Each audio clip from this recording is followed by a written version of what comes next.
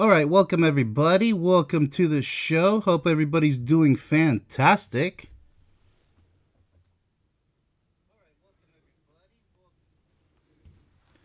Let's get this show on the road. All right. We are good to go. Comments will be checked at the end of the stream, as always. Okay, so what do we have here? Today's stream is going to be episode 6 of Article Reviews, Mediocre Relationships. Oh boy, the silent killer, the real silent killer. Barely anybody pays attention to it, so I kind of coincided with this article that this psychologist wrote. Let's see if I agree with it 100%. Who knows? He might surprise me. But this is a very important topic. I do cover it in much more detail in my book.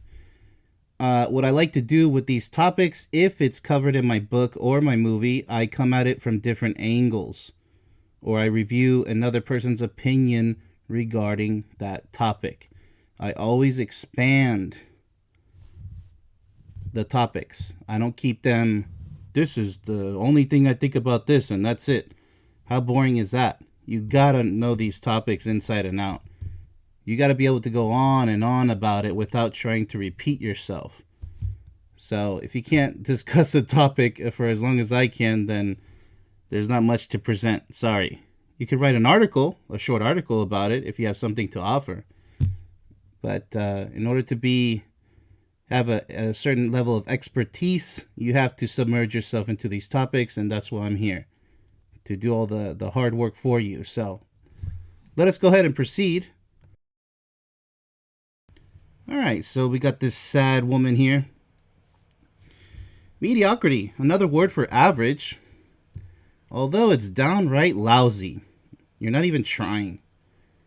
Maybe you're letting work get into the way. The stress factor. You know, a relationship requires 100% full dedication, no excuses. If you happen to get sick, injured, that's totally excusable. There are excusable excuses. But in terms of lousy excuses, completely unacceptable. Oh, I don't like that. Oh, you're this, you're that. Then why are you with the person in the first place? Don't you understand that you have to iron out every single little difference for the greater good, right? In order for you two to become one. It's not sacrifice. It's not compromise. It's synchronicity. Synchronicity means that, yeah, I can live without that, yeah, in order to be together. Oh, you know what? Instead of doing this, why don't we do this, which is 10 times better? That's where the creativity and imagination come into the picture. If you want a successful relationship, if you want to live alone and miserable, you know, yelling at people from your couch, lazy, overweight, unhappy, miserable, that's your choice. You can live a single life forever or have a horrible marriage or relationship forever, but you can't claim to be happy. Nobody's going to believe it, you know, and especially starting with yourself, because you're only lying to yourself if you think that's happiness. It's not. You can say you can stay together for 40 years like that. That doesn't mean that you're happy together. It just means that you're tolerating the unhappiness together. So let's still go ahead and dive into this article. It's written by a psychologist. But I'll tell you what, mediocrity, in my humble opinion, is one of the top 3 relationship killers. I'd say number 1 is cheating. Number 3 is just sexual incompatibility. Absolutely. Top 3. Mediocrity, I would put as number 2. Absolutely. Unexcusable. Inexcusable. Probably a battle for third place, because sexual incompatibility is a huge one. And there's some couples who actually have a sexless marriage. They're just unable to even have sex. You know, they're either too out of shape or they don't have any more libido. You know, they don't have a sexual drive anymore. They're both in their male and female menopause. It's really sad stories, but there's always those elders who prove them wrong, that yes, you can maintain a high sex life. But that's a whole different topic that we'll cover some other time, hopefully, for mature audience. Let's go ahead and proceed here. All right, what do we got? Here we go. So the psychologist explains a common reason relationships fail. Absolutely. See, we agree on this. That no one likes to discuss. Exactly. The reason why they don't like to discuss it is because they have to identify their own shortcomings and the shortcomings of their partner. So they're either too scared to even talk about the topic or too ashamed. And that means that your relationship will fail. If you're not open about these things, you will fail. You know, get some thicker skin, because you have to be a warrior in a relationship, and so does your partner. If you don't have that warrior mentality and you have to say this has to work, not forcing something that doesn't want to work, that's a whole different situation. That means, well, you already failed. There's no effort. All right. So, what does he say as an introduction? There's an old saying, when you reach the end of your rope, tie a knot in it and hang on. In other words, before you give up, take matters into your own hands and try a little harder. As a psychology researcher, I believe this adage applies to relationships too. Yes, you have to iron out everything. He uses knots. I use an iron board. Before you let go, look for the knots that might save you from accidentally letting a great relationship slip from your grasp. Absolutely. Too many people give up and say, well, I'm not going to be like that. I don't care what you like. I'm too stressed. I miss living all alone, like a loser. I miss my loser life. Now, unless you're in an abusive relationship or one that's just not working, that's excusable. But most people complain about the smallest thing that they could have just easily fixed. Like this guy said, letting a great relationship slip from your grasp because you were too greedy, too egocentric, too this, too that, too mediocre. You could have fixed it, but you didn't want to, or your partner didn't want to, or you both didn't want to. Oh, what a mess. But it's a reality, sadly. Relationship science suggests that the problem is that people tend to overemphasize the negative and underappreciate the positive when looking at their romantic partners. Yes, you have to be grateful for every little positive thing and big positive thing and positive things you're developing between each other. If you're not grateful, if you're passive, what are we going to do next, honey? What's next? What's next? You're not even enjoying the moment.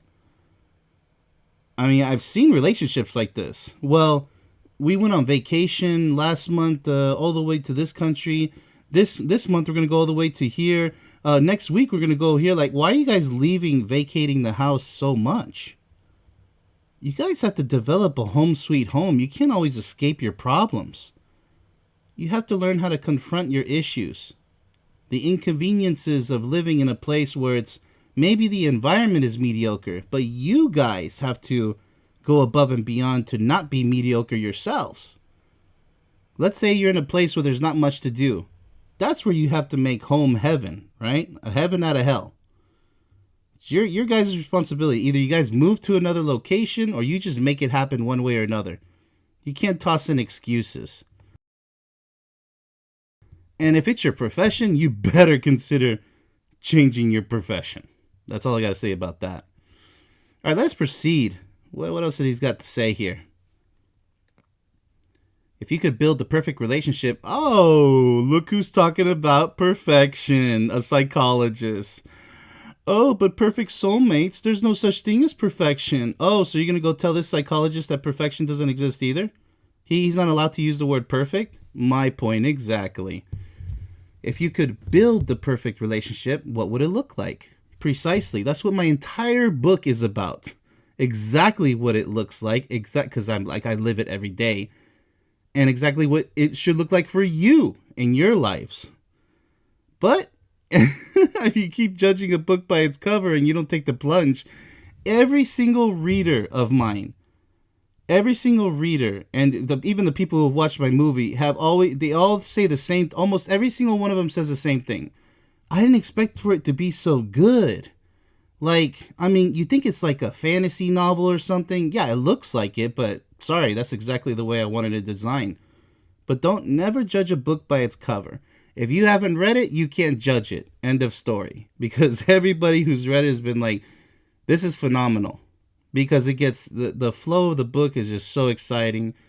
If it mesmerizes me, it's going to mesmerize you. So, but, you know, people out there who don't want to take the plunge, can't force you to, not interested in forcing anybody. I like the readers who want to develop their lives. Because those are the grateful ones. Those are the intelligent ones.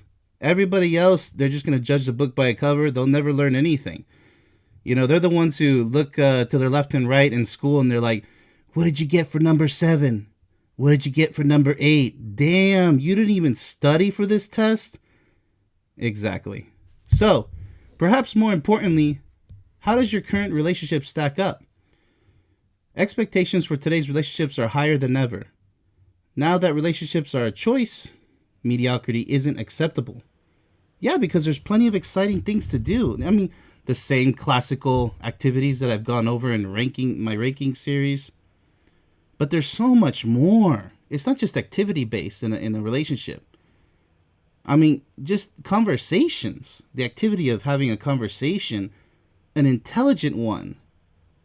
Not conversations where you're always whining and complaining and that's all you have a conversation about. I mean, that's not productive, people. You guys got to build your intelligence.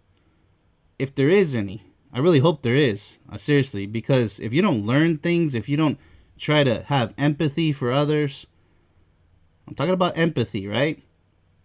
You guys got to, develop something together, whether it's a friendship or a relationship.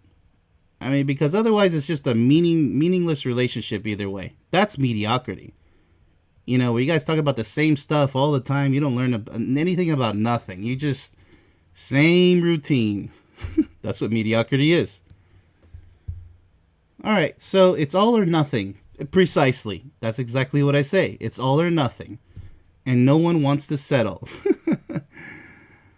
We went over this on how to stop cheating because people think, oh, the grass is greener on the other side. I don't like this chick. I'm just going to go with the next chick. Wow, man. And they never mature. These guys never mature. Same thing with the ladies. Oh, well, he should earn more money. I don't. He's not tall enough. He's not muscular enough. He's not. He's too this. He's too that. I don't like his glasses. I don't like his car.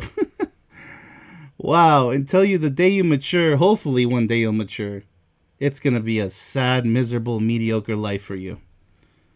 Seriously, these are non-intelligent people, immature people. Let's go ahead and continue, shall we? The secret to avoiding settling seems simple. I have high standards. You don't have to necessarily have high standards. But, we'll talk about that. High expectations, Not too high, but realistic. And demand only the very best. You could, but you still be, in the beginning of a relationship, you have to be very realistic. You have to have a feel for each other. Synchronicity takes time. I always say 10 years solid. Then you could possibly become soulmates. But still, it's a little too quick. Researchers refer to people who are pickier than others and always want the absolute best possible option as maximizers. Well, you can call it anything you want. Higher expectations, but if you have what's called a high maintenance woman by your side and has to deal with money, well, if you're a rich guy, kudos. But, I don't advise that type of relationship because it's more money oriented than, you should be the prize. You should be the value. So that's kind of a toxic relationship in my opinion.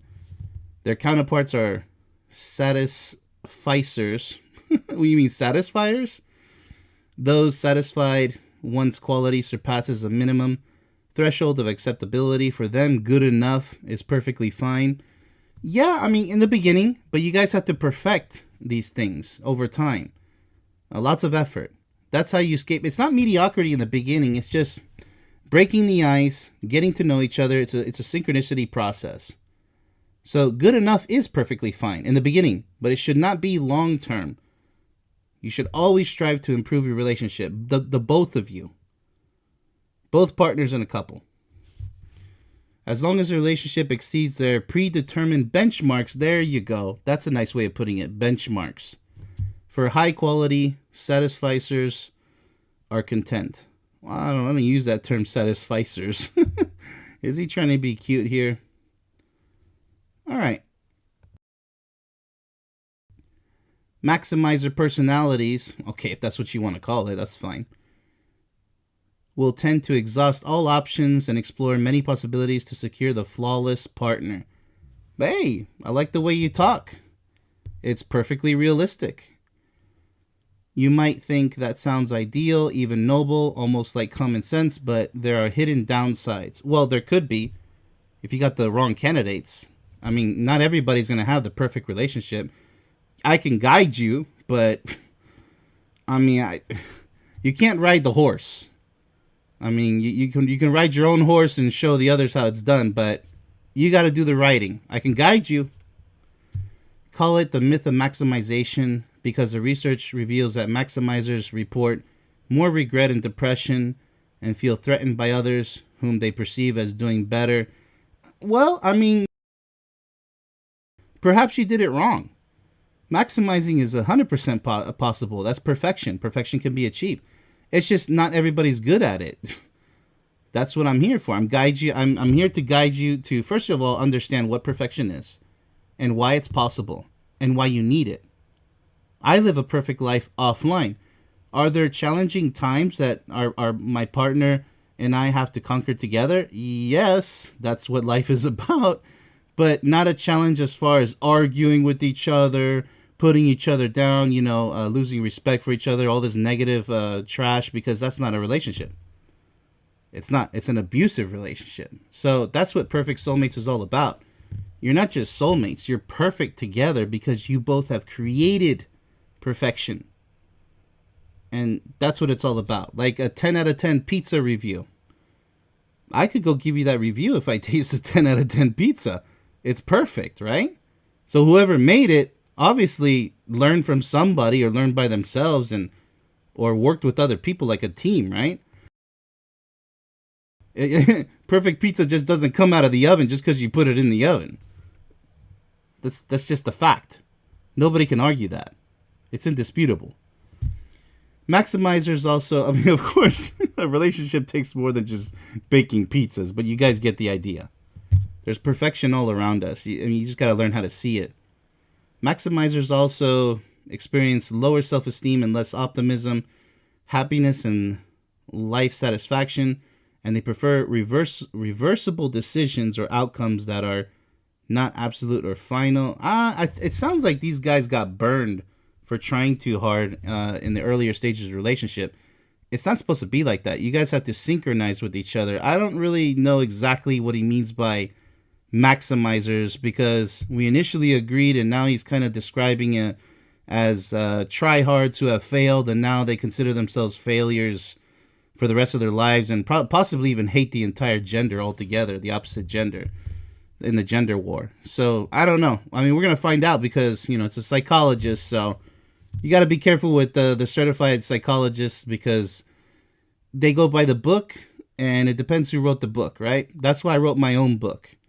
I didn't need to become a psychologist to know what perfection is and what it should look like. But when people follow the book, they're limited-minded, right? They have a real limited mind. And so they're unable to expand. Just because somebody is smart doesn't mean that they're intelligent. Intelligence is a whole different thing. So, like, I have a bachelor's in business management, but, I'm smart, but that's not my sign of intelligence. My sign of intelligence is what I've created, what I've come to realize. It's not an opinion. I've established a new fact or a fact that needs to be pointed out to the world because they're falling on their own sword. So that's kind of really summarizing it, by the way. Too much to talk about on that topic for another day, but let us continue. See the problem? In long-term relationships, people tend to prefer more of a till death do us part. Yes. Unless you believe that this is the only life we live. Eternal love is forever and ever. Approach rather than a till I find something better. No, that's a loser. Till I find something better. What the heck? So somebody gives you a Lamborghini because you've always wanted a sports car and you're like, you know what? I'm going to wait for the next model to come out. You already have this year's current model, a 2024 Lamborghini, whatever. And then no, I'm gonna wait for the next iPhone because now they added one more camera, or they took away a camera and they added, oh look, you can touch the screen this way and it does like. What are you waiting for? Something better? What are you talking about? Relationships are supposed to be simple, and that's why people make it so difficult. You know what I mean? It's not. I mean, it's simple the way it's. That's why it's so difficult, because it's so simple. We already talked about that when it comes to having a positive attitude. That's why there's so many negative attitudes, because they can't understand it. You know, the simple things in life, the things that are not like honor and dignity. That thou shalt not betray each other. There's betrayal everywhere online and even offline too. But let's go ahead and proceed. Let's give this guy the benefit of the doubt, shall we? Overall, the implication for your relationship is clear. The continuous pursuit of perfection could be fine for a car. What? But in your relationship, it may result in failing to recognize a truly great relationship. Then if it's truly great, that means it's a perfect relationship. What are you talking about? That's right in front of you for what it is.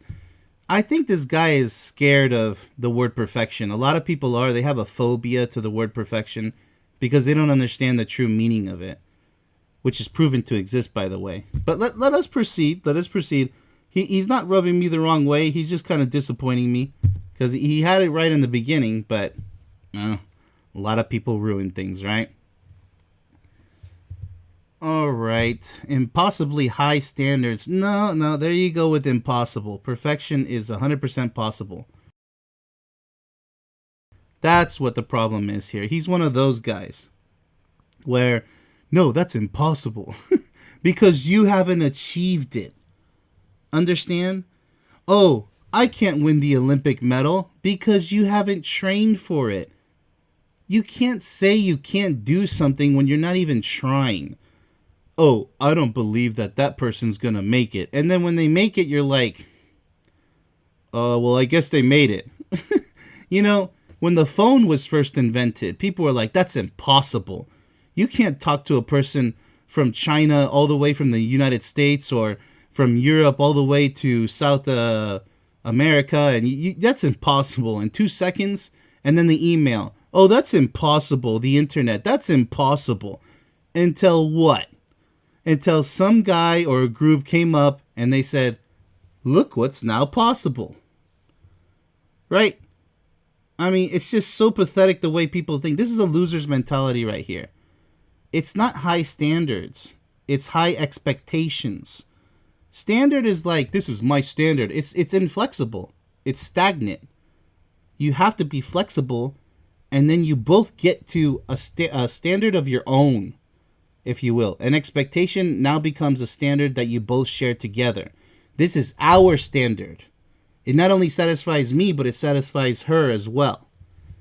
That's the whole point. Teamwork. You can't just be like, oh, I have a high standard. Either you meet it or we're done, honey. Honey, we're done. You know how immature that is? And these are the failures. They're running to the next relationship. Well, let's see if she meets my high standard. That's not what perfection is. You have to work with your partner, for crying out loud. You think true love is just like, oh, we kissed and we had sex and we married each other and we had a kid. Oh, I guess I'm in love now. No, that's not true. True love doesn't happen overnight. You can't just do stupid things like this. It's just, see, that's a negative mindset right there. That's unrealistic. It's an immature mindset. All right. Impossibly high standards can make an excellent relationship seem average. No. I mean, if you have high standards, because I have to go over that one more time. If you have high standards and your relationship is rated excellent, then you've already exceeded those high standards. What can be higher than excellent? I mean, we're not doing the ranking series here with S tier, super tier. I'm talking about if you have an excellent relationship. This is where he's contradicting himself here. If it's excellent for both of you, then there are no more standards to be conquered. You guys could create more standards if you want, but if it's already excellent, perfection has been achieved. Now you guys just have to maintain it. All right. So you may also undervalue your relationship. That's sad if you do. I mean, is there a reason to undervalue your relationship? By being too quick to identify imperfections? No, no, no, no. It's not imperfections, it's things to work on. You gotta really stop being so. Oh my goodness. Like, you're such a square with this article, psychologist. You're really such a square. You have to be a circle, infinite points of view, infinite angles. Because with you, it's a square. Well, if it's this, it's this, that, according to science and researchers, it's just. Wow, can we just slow down here? Notice the negatives and find problems. No, no, no. If there's problems, if there's negatives, they need to be improved on. That's it. End of story, period.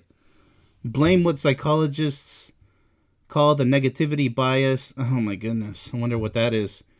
Which is a tendency to pay attention to, oh yes, to the bad or negative aspects of an experience. Well, I mean, if it's a negative experience, like if it's an abusive scenario, you got to pay attention to that. And no, that's not an excellent relationship. That's a failing relationship. If it's a case of abuse, if it's a case of mediocrity, where one partner or both does not want to improve the situation, then they're both heading for the quicksand.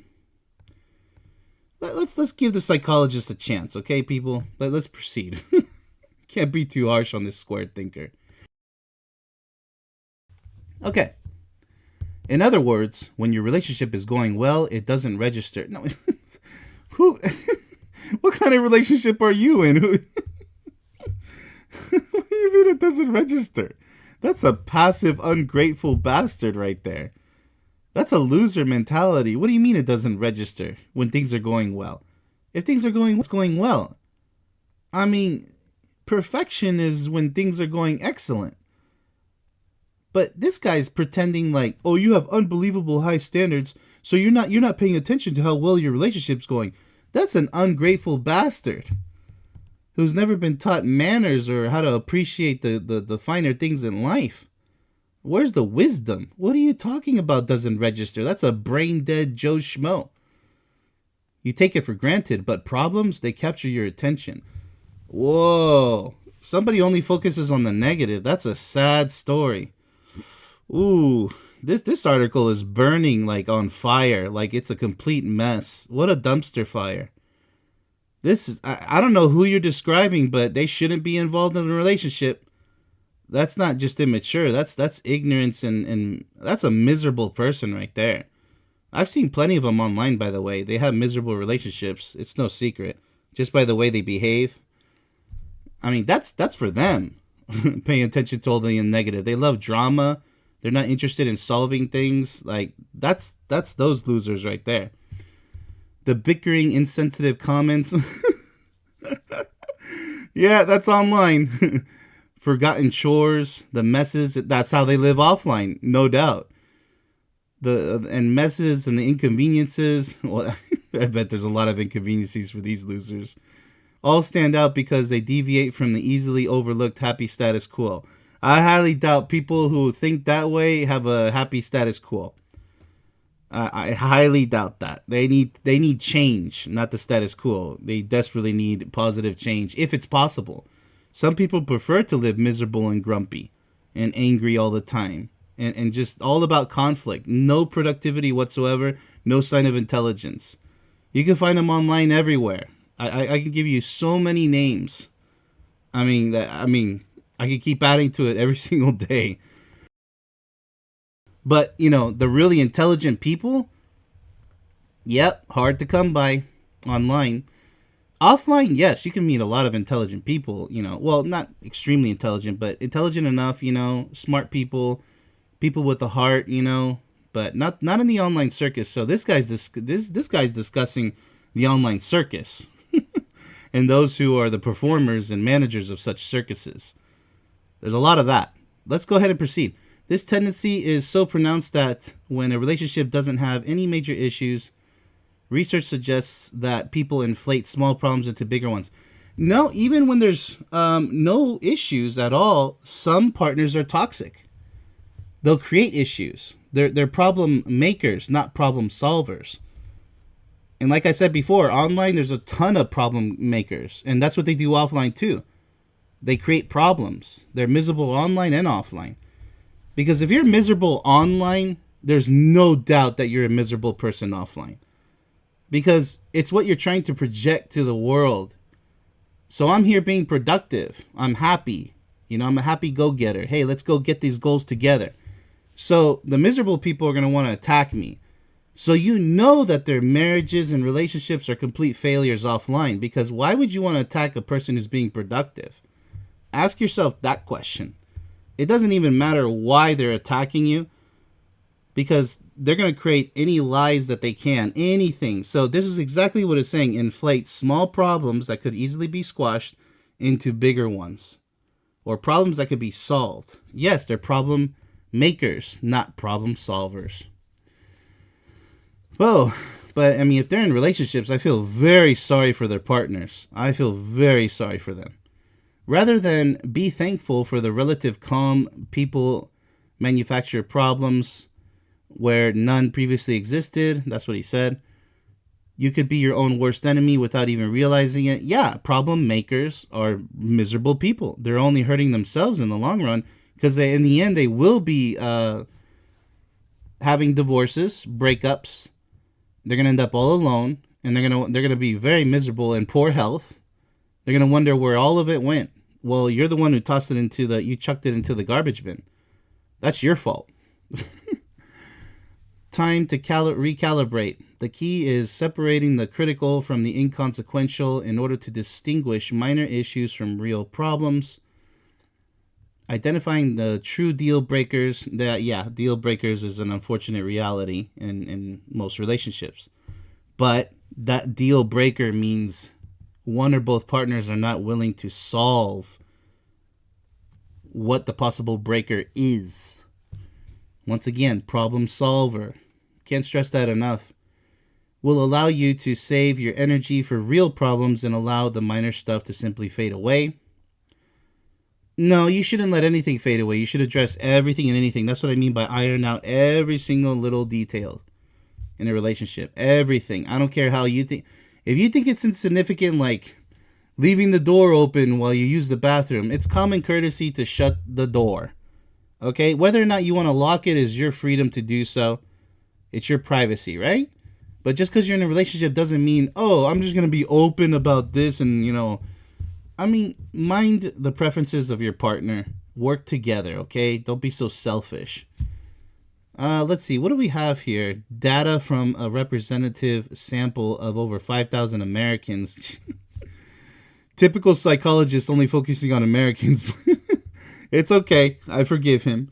Ranging as if it's the only country in the world. You know how many Americans are actually ignorant? I can say this because I was born in Europe. As an American citizen and Spanish citizen today, yes, I have 2 passports.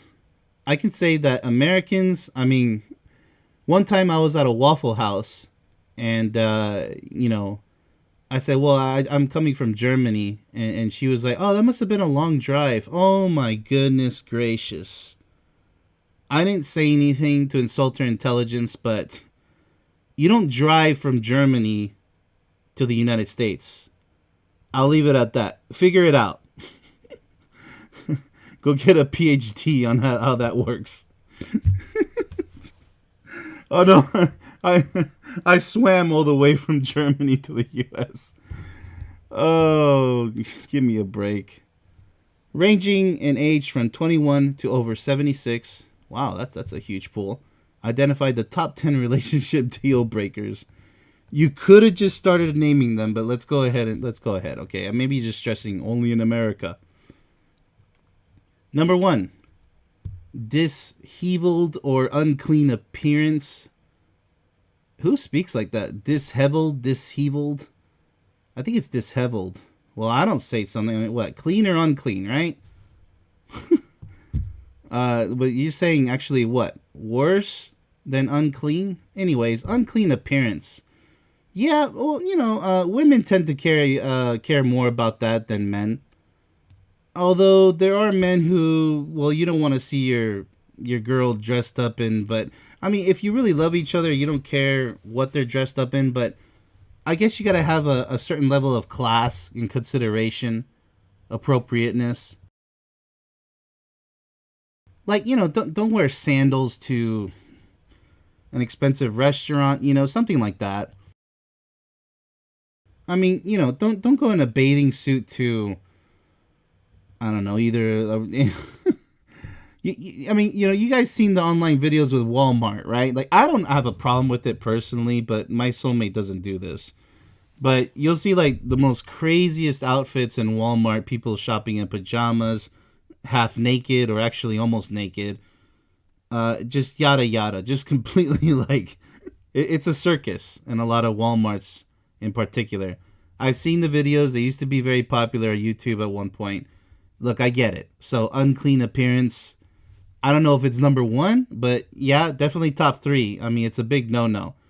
I mean, you could be quickly shopping for whatever reason, like, honey, throw on some shorts and a shirt and some sandals and go get some potatoes so we can have something to cook tonight or something. Like, look, that doesn't mean that you're disheveled or unclean.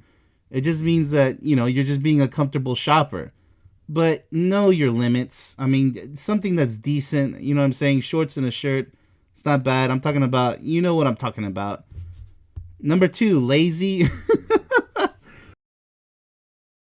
Well, of course. I mean, if you're lazy, nothing's going to get done. Nothing's going to get done. And I've seen so many lazy people online talking trash to other people. And it's like, dude, you should take a look in the mirror. I mean, you're the definition of lazy. I mean, lazy, angry, unhappy, always in a bad mood. I mean, those types of people are nobody to be talking trash online or even offline. I really hope that they don't talk trash offline. Something bad's going to happen it's going to get it. Karma's coming. Number three, too needy. This can be misinterpreted, too needy. I mean, if you're too needy to the point where you can't function on your own and like you're too scared of this and that, it becomes a phobia and another phobia.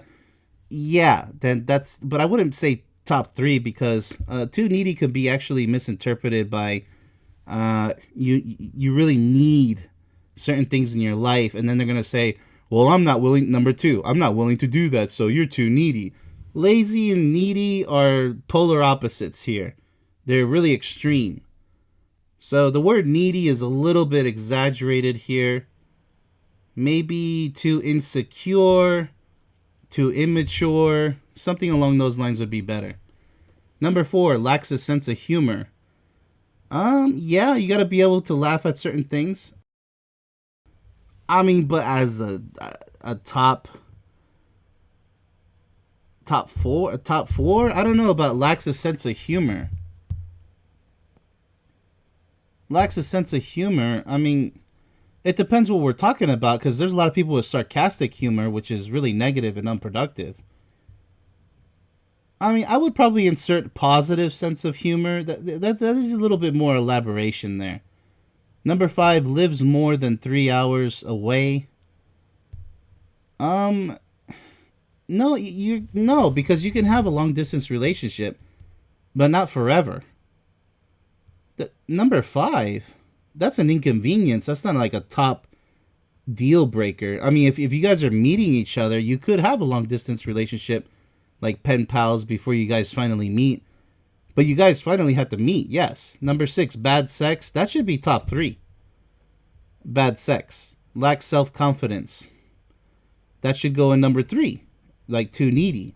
You have to have self-confidence in order to not be too needy. Too overly dependent on someone. Too much TV, video games. Well, that's number two. That's lazy. I mean, that's just being more specific as to how lazy yeah, there is too much of unproductivity. Yeah, that's number two. Low sex drive. Well, that's number six. Because it equates to bad sex. There's no sex if you have low sex drive. Number 10, stubborn. Well, that applies to all of these. If you're not willing to change, then you're stubborn. Stubborn is actually should be one of the top five in my humble opinion. All right, but despite the critique that I've given this list here, beyond that list, there are certainly annoyances that, well, nuances too, nuances that can become deal breakers in otherwise generally healthy relationships. And if your partner, all this is reversible, by the way. All of this, there's a solution to all of this, and it's not that difficult, unless there's a health problem. I would say unless there's a health problem like psychological disorder or sexual disorder, where it's physical health related. And if your partner disrespects, hurts, or abuses you, there you go. That should be a deal breaker. See, where's the abuse part? It should be up there like number one. Or cheating. That's a deal breaker. Infidelity.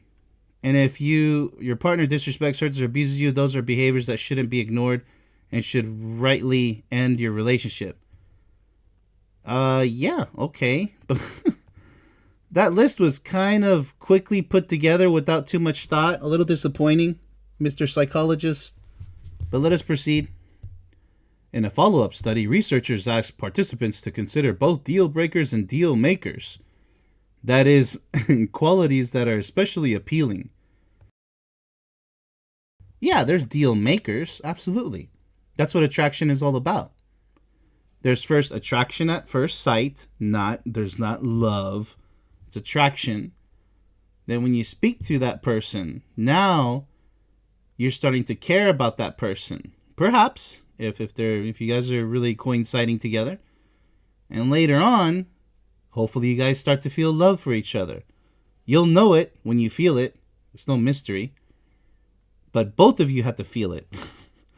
Otherwise, you're going to have a potential psychotic situation where one partner's in love, the other isn't.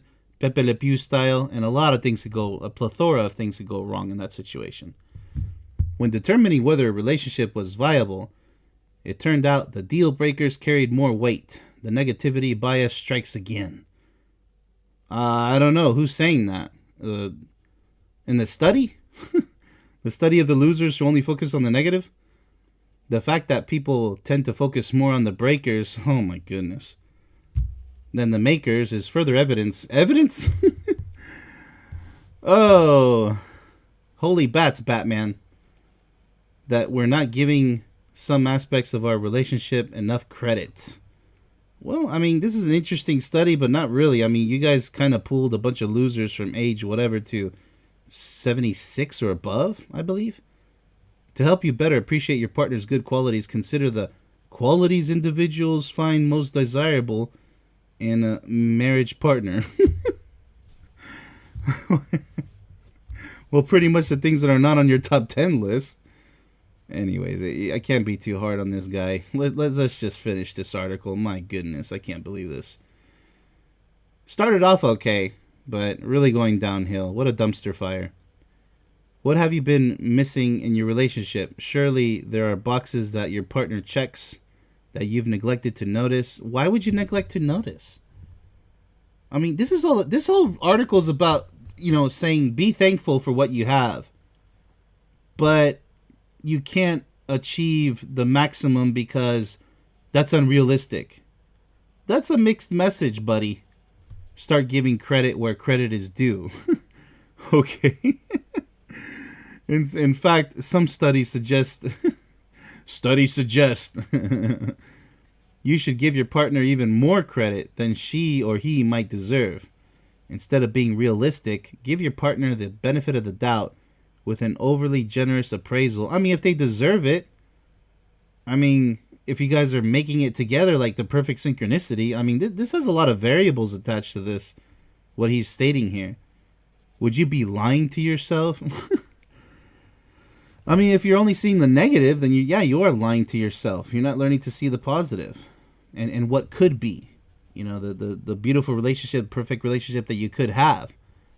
And I'll say this, I mean, somebody who's really concerned about perfecting their relationship should pick up a copy of my book or watch my movie, or at least go Google, some better psychologists other than this guy right here, or go ask friends and family members or colleagues and go get some information on people who actually have highly functioning relationships that are going great.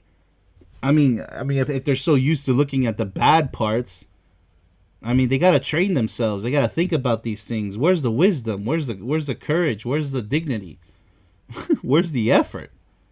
That's what this guy's describing. A bunch of losers who just they're not grateful for anything.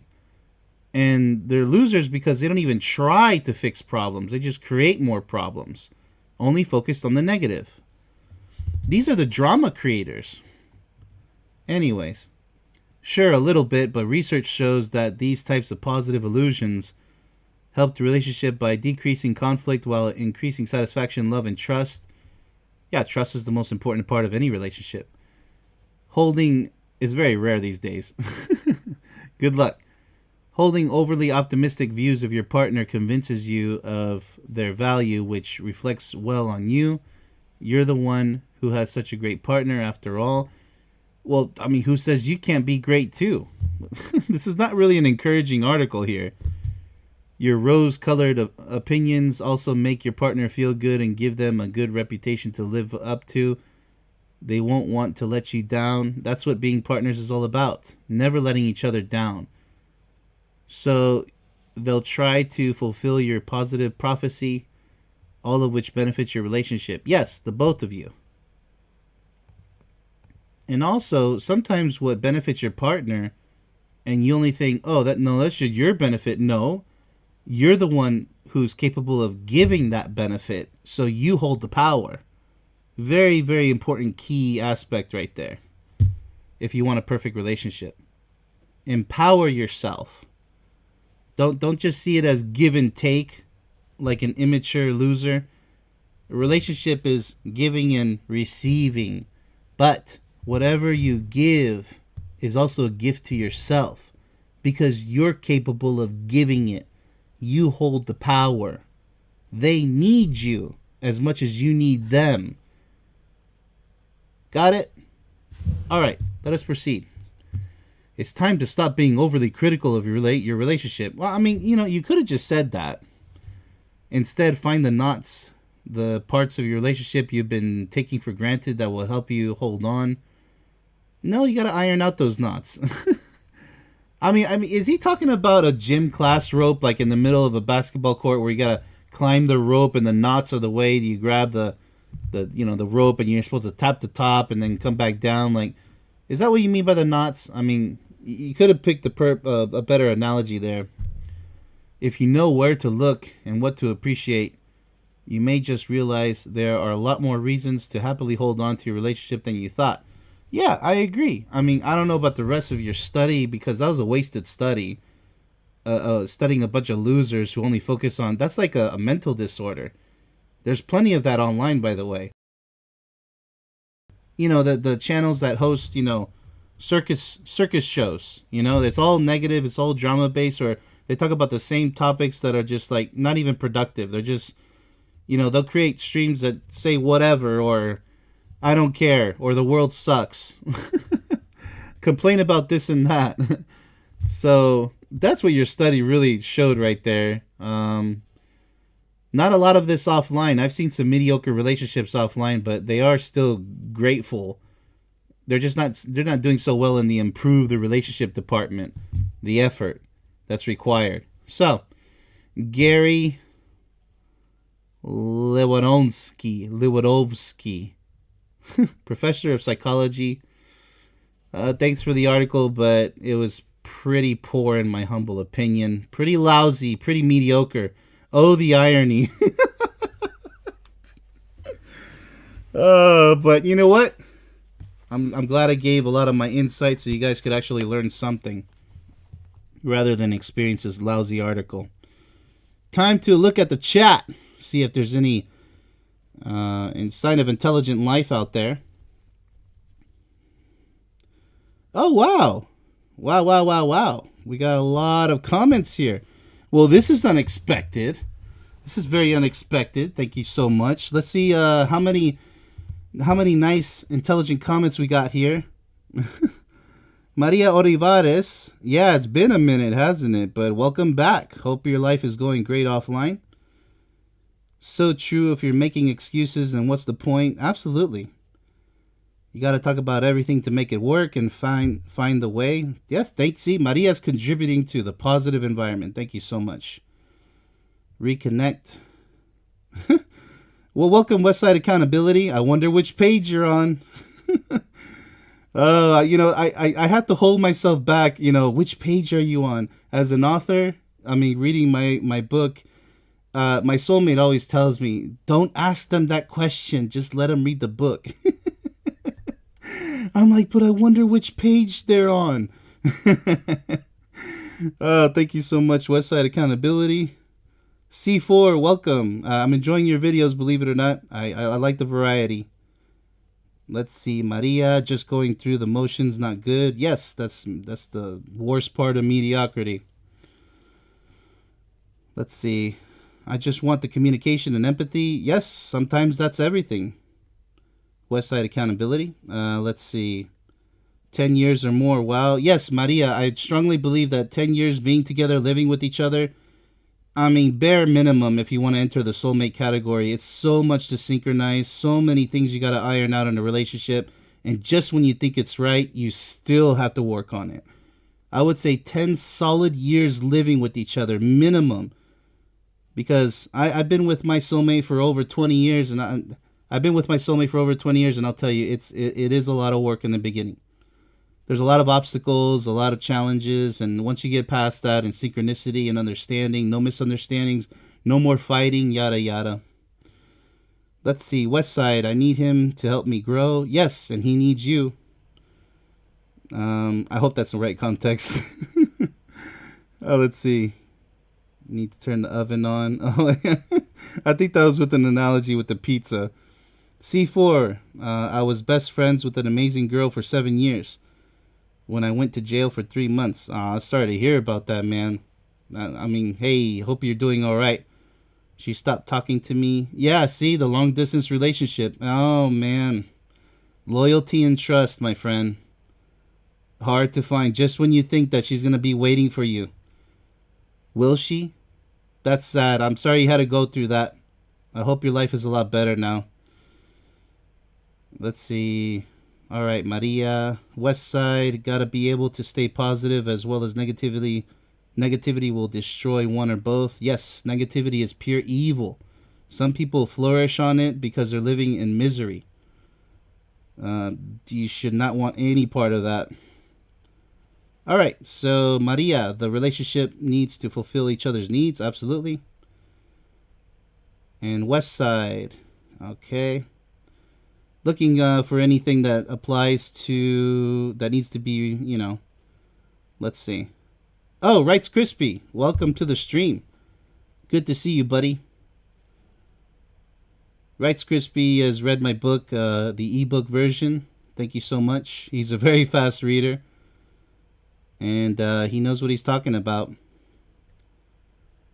Let's see here. Giving everybody equal attention.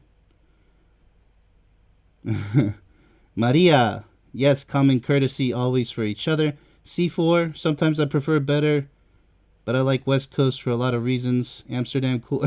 Oh yeah, talking about Europe. I hear you. Doing well by doing good, thank you. All right, nice.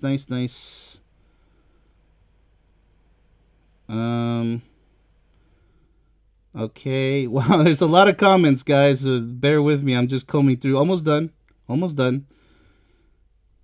Okay, so you guys are chatting with each other. Good to see. Always like to see that. Nice. Okay, Westside. How do we not be selfish if the whole time we're both, we have both have been for over 10 or 20 years? Not sure what you mean there. I had to reread that. Yeah, I'd have to, maybe a little bit better wording. I'm ready, pick me. Oh, Westside, you're hilarious. I'm ready, pick me up. Let's drive to Germany. That's so awesome. I think we should dress to impress like back in the day. Yes. Where's the class, right, Westside? Where's the class? I mean, at least a little decent. I'm not asking for men to dress up in suits and ties and stuff, but, I get it. Sometimes you want to wear shorts and a shirt. It's fine. But, I mean, I shop in my slippers. I don't have anything. I don't have anything against it. It's just, It's just a hilarious. It's a hilarious topic. I'm lazy, but yeah, big deal breaker. All right, thanks guys in the chat. I really hope you guys enjoy this show. It's midnight for me, but enjoy your Friday, enjoy your weekend, enjoy your lives, and always stay positive, productive, and happy as you can, because life is not worth wasting over negative stuff. So, yeah, signing off for now. There's going to be a show tomorrow, as always. Got to knock these out. Glad you guys enjoyed the show. And best wishes to all of you guys in the chat. Thank you so much for attending. All right.